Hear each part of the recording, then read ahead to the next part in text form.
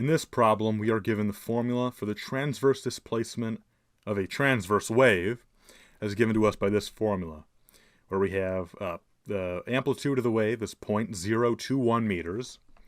The angular wave number is 2.0 radians per meter, and the angular frequency is 30 radians per second. We are also told that the linear density of the string is equal to 1.6 times 10 to the power of negative 4 kilograms per meter.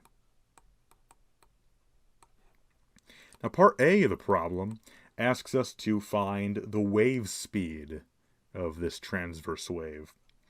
All right, now we have a few different formulas for the wave speed, and one of them says that the wave speed is equal to the angular frequency, or omega, divided by the angular wave number, or k. And notice that this formula for the transverse wave up here gives us both of those values. So let's plug those into our little formula here to get the wave speed. And so our angular frequency is 30 radians per second. So let's write that in. And our angular wave number is 2 radians per meter. So let's write that in as well.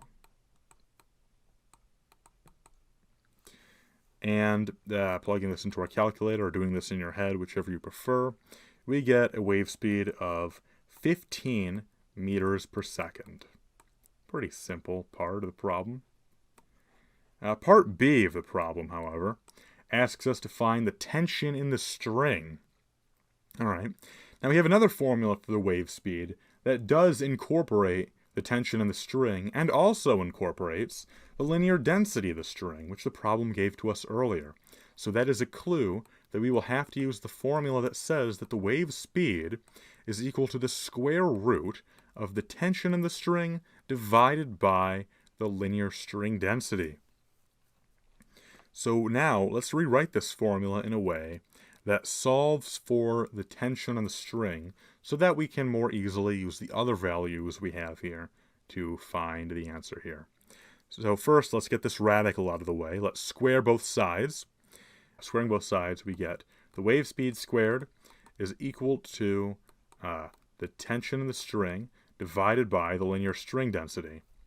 And finally, let's just get this linear string density out of the way. So let's multiply both sides by the mu.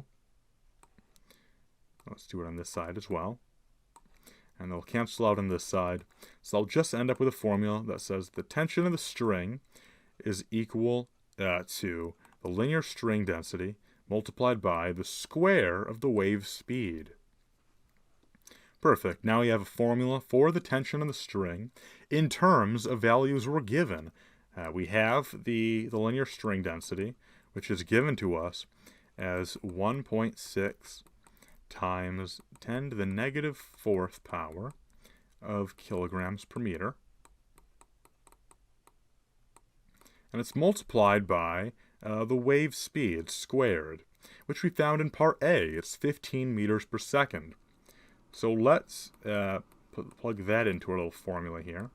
And don't forget to square it.